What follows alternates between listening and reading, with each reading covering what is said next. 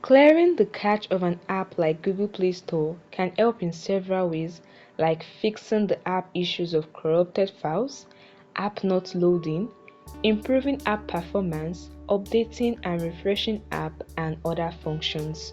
So guys, join me into this video as I dive into how to clear cache on Google Play Store.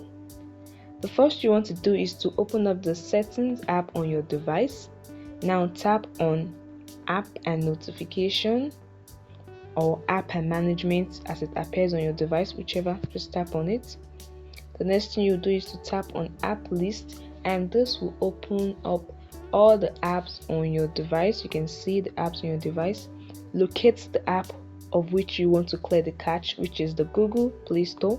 You can use the search bar to search for it, or you just scroll through the apps till you find Google Play Store. This is it, and you just tap on it. This will open the settings of Google Play Store on your device. The next thing you want to do, you can see the options for storage and cache. You can see mobile data and Wi-Fi, battery. You just tap on storage and cache, and this is where you can clear cache for Google Play Store on your device. You can see the option clear cache option with the trash can icon below. You can see the cache of the Play Store. You just tap on it, and as you can see, the cache has been cleared.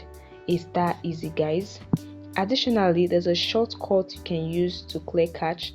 Instead of going through the settings, you can just tap and hold on the Play Store app till the menu appears. You tap on App Info, and to take you to the settings of the Google Play Store on your device. You tap on storage and cache again. The cache has reduced. You tap on clear cache. You can do this multiple times to clear the cache and restore normality and help in storage of your device. It's very easy, guys.